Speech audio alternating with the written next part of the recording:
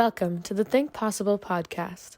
At National Learning Network, we are on a mission to change the conversation around inclusive, supported education and level the playing field for those who need a little more support to reach their educational, career, and personal goals.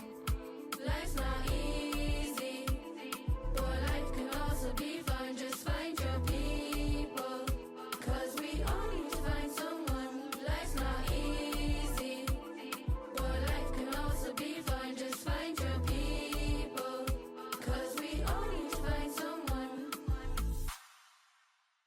Welcome back to another episode of the Think Possible podcast. This episode will focus on the increasing level of school avoidance happening across Ireland. We will first hear from NLN Psychologist Jane Watson, who was kind enough to take some time out of her busy schedule to discuss the issue, along with possible tips, and why NLN is a fantastic option for alternative education for those who feel that traditional schooling is not for them. Later on in the episode, we will hear from Micheál O'Faolain, a current NLN student who had left traditional education but found NLN and is now excelling in his studies and on his new career trajectory. As we will hear from Jane shortly, school avoidance is not a new phenomenon in Ireland. However, there has been an increase in prevalence since the COVID-19 pandemic. This is an increasing issue that many students, along with their parents and loved ones, are facing, but I will let Jane describe this in more detail. Jane Watson is a psychologist with National Learning Network. She has been with the organization for many years and has helped so many of our students achieve their educational and personal goals through her work.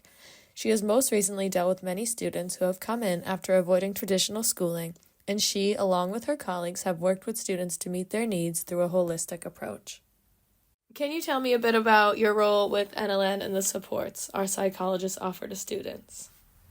Sure, Stephanie. I suppose the biggest thing that the psychologists offer in NLN is that we carry out a holistic assessment of needs of every applicant that comes through our door. And I suppose that the major benefit and advantage of that is that we are looking at how is the young person or the older person, socially, educationally, mental health wise, physical health wise, and then we're much better able to actually support them when they come on the program. Then when they are actually in with us, I suppose when you're a student in NLN, you can have one-to-one support with the psychologists. Generally, that would be because we don't offer counselling because we're training in education, but it would be very much in the areas generally of how to manage anxiety, how to manage stress, maybe relationship difficulties, stressors at home. And then if the student thinks, actually, I need some counselling or I'm really struggling here, then we can refer them to external counselling. So that's another good plus. And then we do a lot of our work, we do a lot of group work, I suppose, with the students. So we would go into classrooms and maybe we would do a group around, substance abuse and, the dangers of that, healthy lifestyles, how to have good sleep habits. So it's quite... Yeah, it's a varied role in that you can work one-to-one, which is lovely, and then you can also work in groups.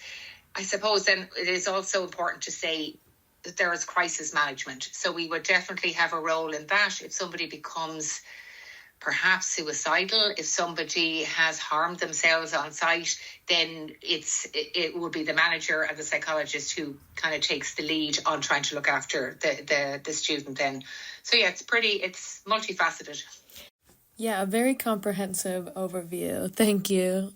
So what are some of the common issues that students come to you with? Yeah, I was thinking about this, and there really are common ones. One of the biggest, well, amongst our younger cohort of students, like our early school leavers who come to us, it is largely around difficulties with friendships, with relationships, cyberbullying, how to manage social media,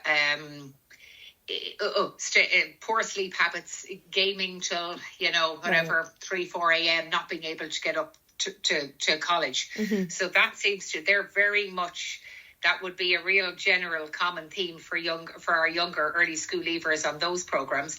Then our older students, it's an awful lot of anxiety. I mean, a huge amount, and it's generalized anxiety. So that can be everything from somebody experiencing panic attacks to health anxiety to OCD, obsessive compulsive disorder.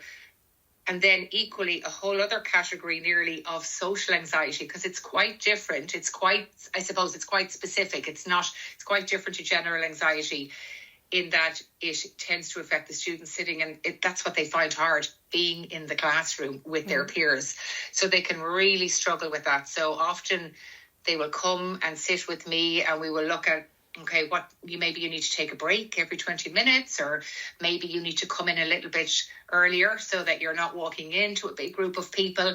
It's social anxiety, I suppose, is what and we'll talk about that in a few moments. That is a huge factor in the school avoidance.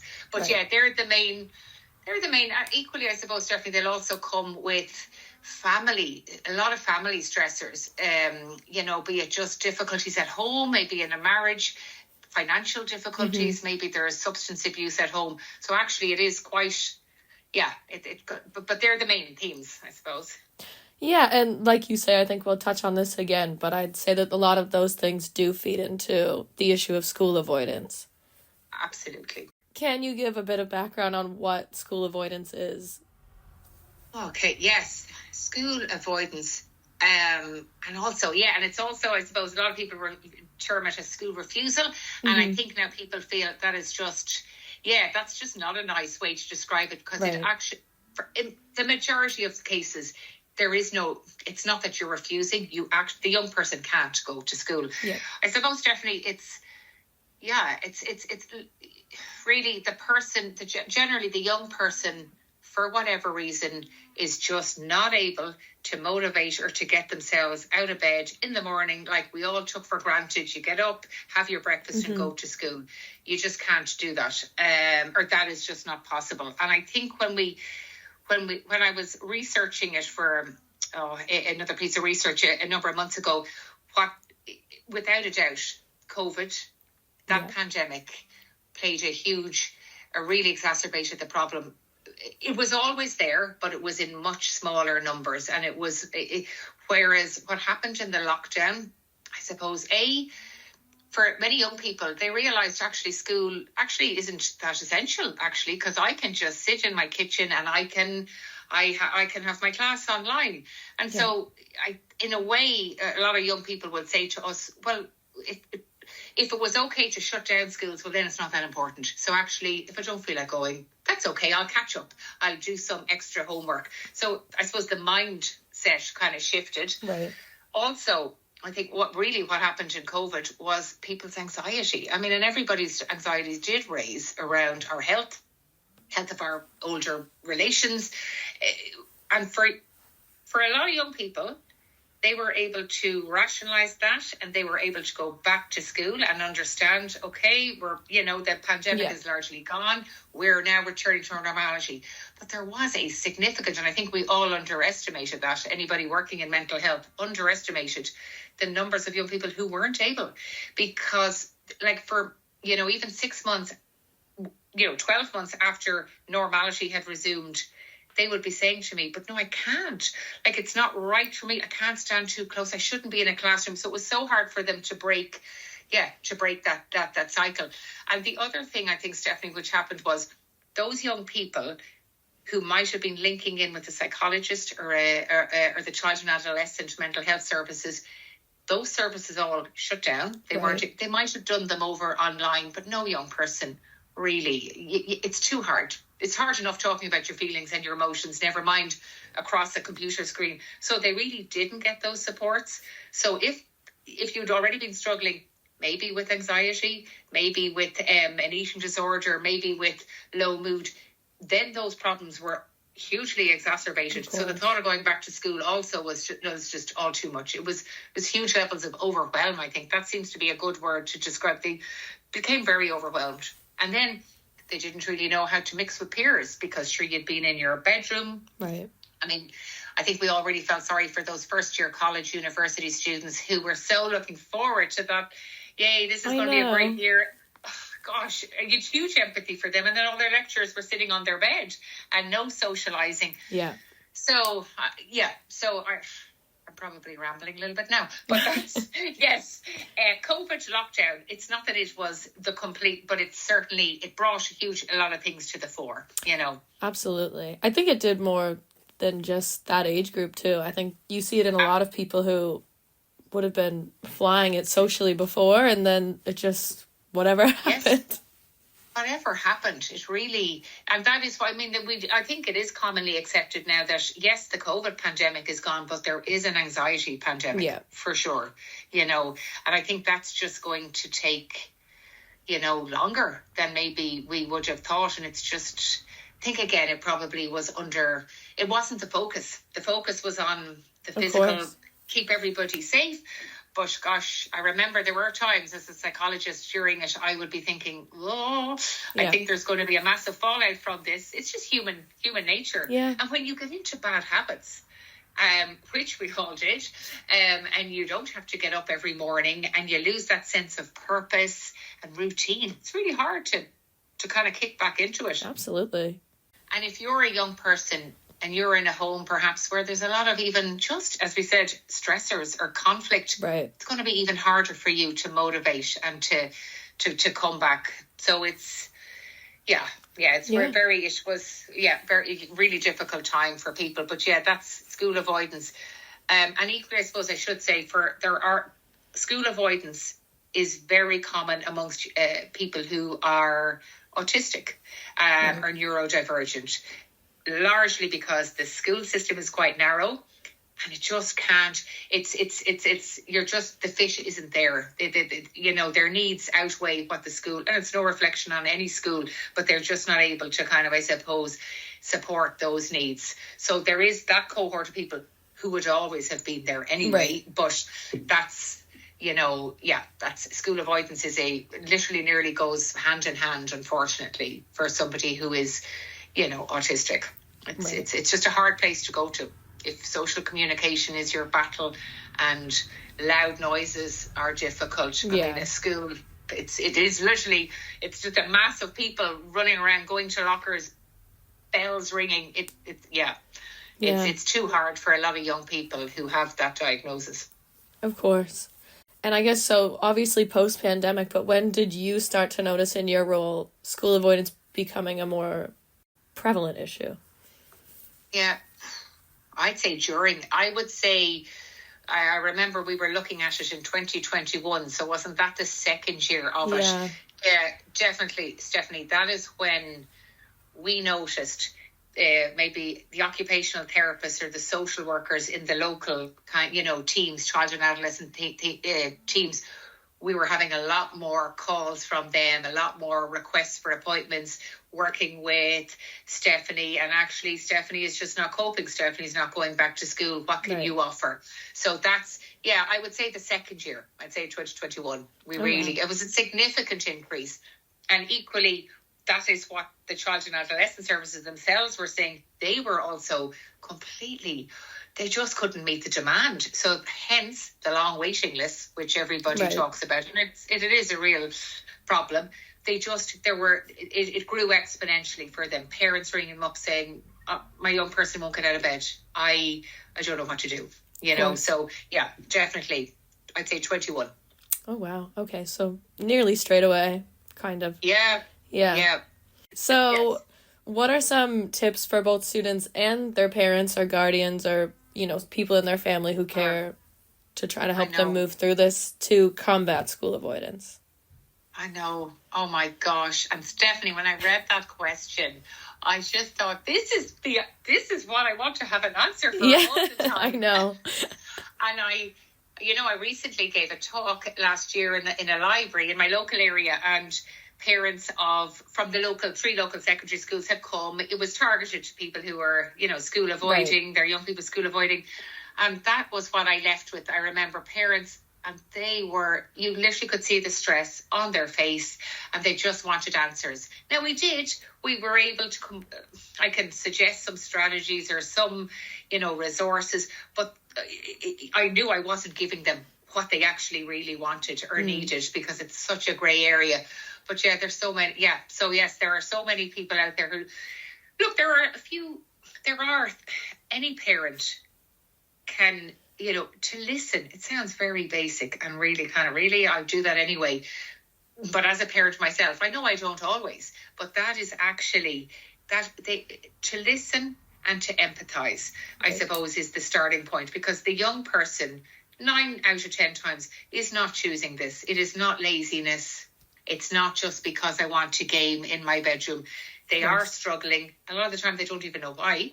Mm-hmm. Maybe they're undiagnosed with something, with a developmental difficulty, or so they're struggling themselves. They're probably feeling a lot of shame around it. So the starting point, I think, for a parent is to listen and empathise, because I suppose it's what's causing the school avoidance is the important bit to get to. Now, that's easier said than done, because as we know, young people and teenagers they tend to be, I think of my own daughters, they're kind of allergic to that kind of conversation, to talk about emotions and feelings. But if at all you could get to that, to try and just see, because is it that actually you're being bullied by somebody in your class, or is it that actually you're struggling academically and you're embarrassed and you don't know how to ask for help, and maybe you need some more supports resource wise, or is it that there is significant social anxiety? Maybe maybe there's autism, but that hasn't been identified or diagnosed. So there's so many reasons, and they will all, I suppose, the way to help the person does differ depending on what is the overriding factor. So the first thing is a conversation, to try and just say, I want to help. I see that you're finding this hard. And the biggest thing, I suppose, that I would also advocate is that we don't let it grow. Mm-hmm. So the anxiety, what does anxiety love? And our young students are always saying, oh, I know what you're going to say, Jane.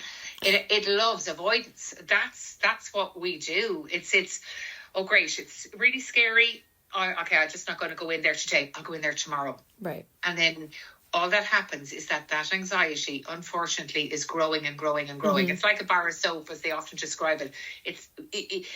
It's just going to stay the same, or it's going to get bigger unless you try and challenge yourself. So I think what a lot of parents, and I can totally see how this happens, you're looking at your young person, they're really distressed maybe, so you don't want them upset. No parent wants their child upset. So it's okay, look, stay at home if that's what you feel you need. But unfortunately, it's actually really exacerbating the problem. Right.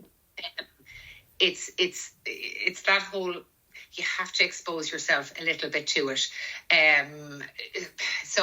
But it would be important, I think, obviously the parent needs to link in with the school and maybe identify, maybe there's a really nice chaplaincy team in the school. I know in my daughter's school there's a lovely team there that we know as parents. We could contact them at any point and say, look, my daughter is struggling, could you meet her tomorrow? And maybe, because again, sometimes young people they'll find it easier to talk to somebody outside of their family and not the parent. But it's to address it, Stephanie. And also to absolutely to be fully sure that to not try to address it soon is I don't want to be scaremongering any, but it is, you're only setting yourself up for disaster. It's something that needs to be addressed quite quickly, really. And it can be done in a lovely, it's a sensitive, nurturing way, but it's, that's, I suppose we go back to lockdown. When you were at home for 6 months, what happened then? That only exacerbated things. So try and talk to the school. And if you've done all of that and it's not working, I would then say the GP. Okay. I suppose GP is our first, because perhaps the mood is so low that they actually just cannot get out of bed. Right. And no matter how much rationalizing you do, what might need to happen is maybe, medication plays a role, absolutely, for some people. So maybe something is needed to lift the mood a little, to then help the motivation, and then you could build maybe on the why. So the GP will then also know if it goes beyond their remit, and maybe they need a referral to a bigger team, or to a private psychology. So there is lots that parents can do, even though I know as a parent you feel kind of helpless, but they can. It's that love, it's that unconditional love and listening, and just saying, I know, and also I suppose saying to them, I don't have the answers right now, but I'm going to do whatever you need me to do, or we'll figure it out together. Absolutely. I think that's always a nice line, and then they're probably feeling quite alone anyway. So, that's always comforting to hear. Absolutely. And so now we'll round it out. What makes NLN a great option for those who are experiencing school avoidance? Oh, yes. Thank God for NLN. It is. Because, Stephanie, it is, it's the holistic view. It looks at the person in a whole way. So we're going to look after that young person on all aspects of their life, which is what, unfortunately, they can't do in school. So, it's smaller classes. So already for some people, that actually is the only reason they're not going to school, is right. because it's just too big. So we generally, it's never more than, I'd say, 12 in a group. We allow for a flexible, I suppose it's flexible, it's adult learning for a lot of young people. For example, actually, I was in a group in one of my classes, or in one of our groups 2 weeks ago, and one of the students said that what they're enjoying most about NLN is that for the very first time they feel heard. So they have been in a mainstream school, and they're not actually criticising the school, but right. they were invisible, and they were kind of seen as a troublemaker. And then they stopped going to school, and then nobody really tried. But right. actually, the reason they're thriving, I suppose, with us is because they do have sensory processing needs, and they do need a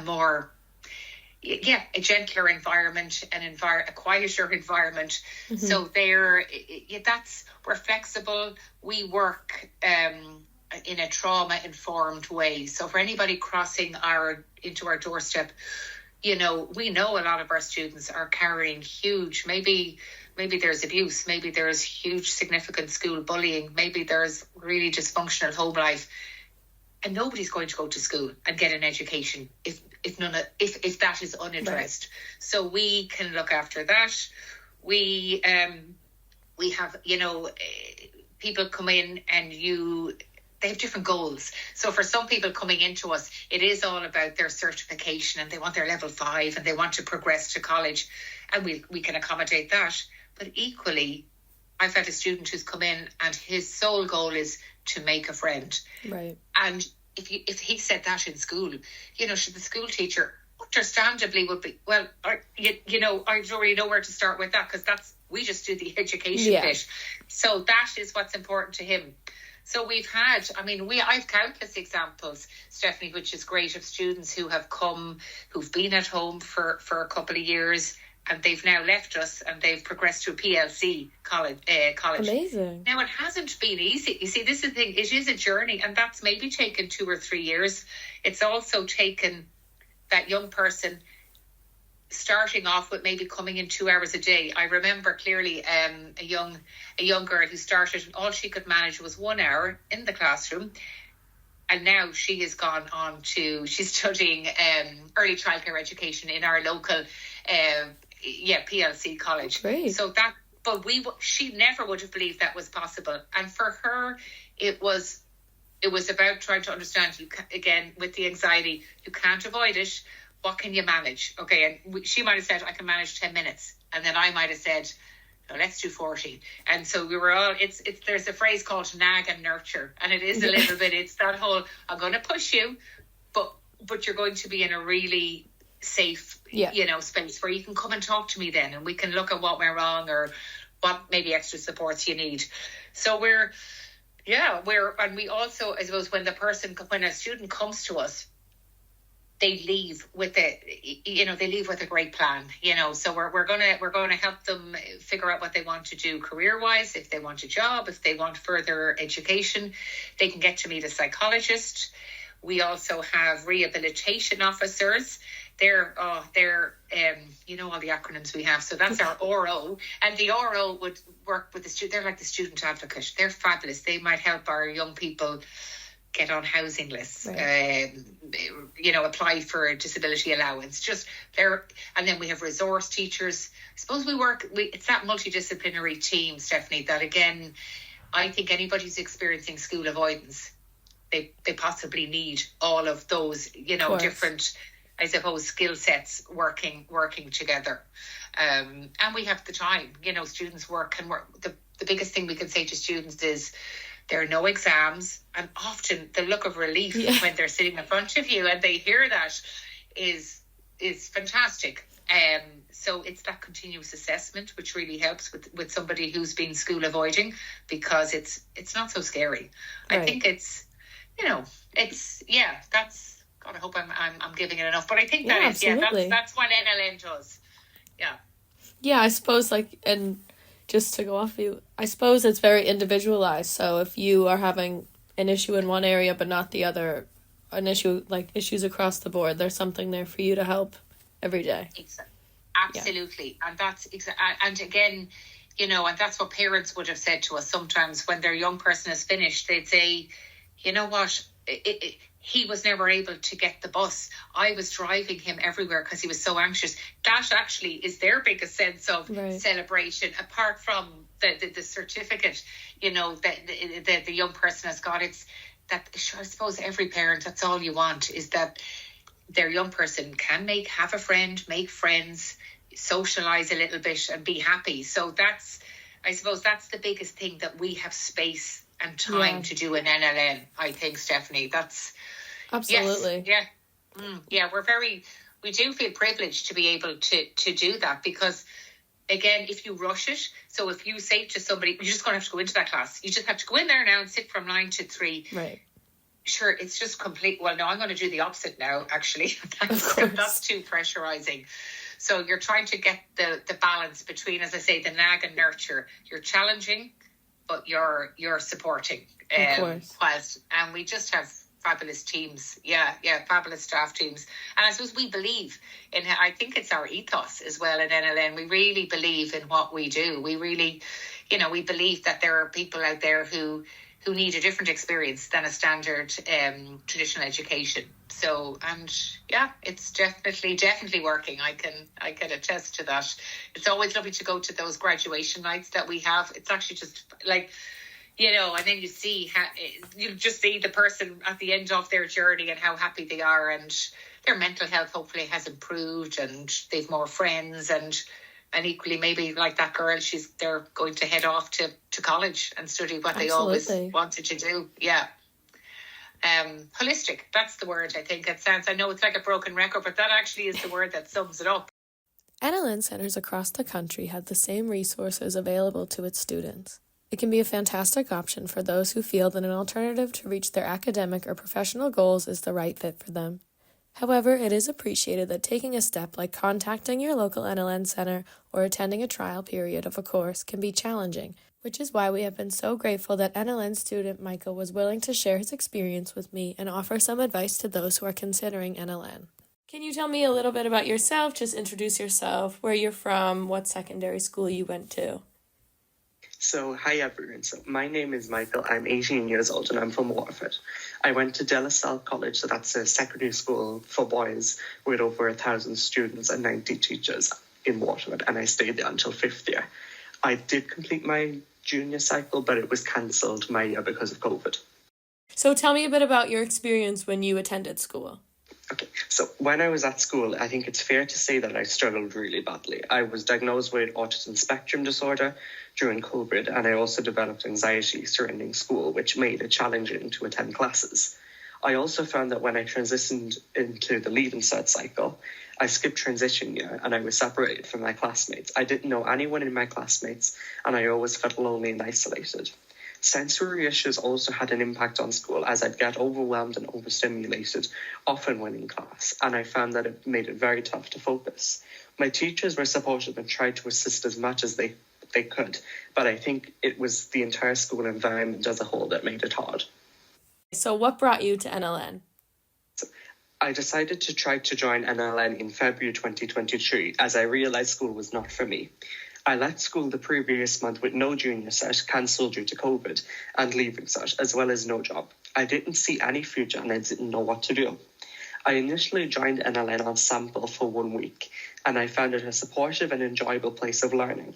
I also loved the coursework as it was well structured and included significant practical learning along with theory, which made me feel this course was more relevant and worthwhile than the Leaving certificate, as well as being an equivalent qualification. And how were you feeling when you were first thinking about attending NLN? And so when I was first thinking about NLN, I did actually just feel lost. And it was a family friend who told us about the National Learning Network. So then we went for an interview, and it kind of felt very informative, and it felt like there was actually a solution there rather than not knowing what to do, that there is other options other than go to work or go to school. There's more options than that. Absolutely. That's great. And so how long have you been attending NLN? I've been attending NLN for well over a year and a half now, which includes 3 days in the training centre as well as 2 days in work experience, which for me is at Mr. Price branded bargains. In my opinion, it is great to have a blend of in-centre training as well as on-the-job work experience, as both the two environments completely different to each other. My supervisor in work experience as well as my colleagues are super supportive of me, and I now work behind the cash registers, which gives me the opportunity to talk to customers and develop better communication and social skills. When I'm in the centre, I focus on completing QQI modules that lead to a major award, which vary from levels 2 to 5 on the national framework of qualifications, depending on your course. The work is continuous assessment based, which better suits my learning than an end-of-year exam. That's fantastic. And it is, like you say, great to get the theory and the hands-on experience. Yeah. So what's the actual name of the course that you're doing? So I'm currently on the Retail Sales and Reception Skills course, which is a QQI level 4, so the Leaving Cert equivalent. As I said earlier, it includes work experience in a retail environment. It also consists of 9 modules, some of which are very interesting and enjoyable. Others can be more challenging, but there is plenty of support if you are struggling. I have received my major award for completing all of the modules with 9 distinctions, and a number of NLN courses also offer ICDL, so International Computer Driver's License, which accredit you certificates in valuable computer skills such as word processing, spreadsheets, and presentations, all achieved through self-directed learning.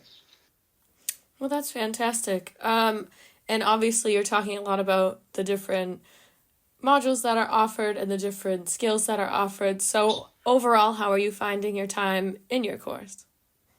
I really enjoy my time on the course, especially socialising with my friends and engaging in activities outside the classroom, like cinema trips, gym, going to Costa, doing Kahoot, and watching a movie, and also taking part in events for Autism Acceptance Day, Pride Day, and more. In the classroom, I also find the course load manageable and well structured, as we complete a lot of our assignments as portfolios, a collection of work based on a topic which contribute to our grade in each module.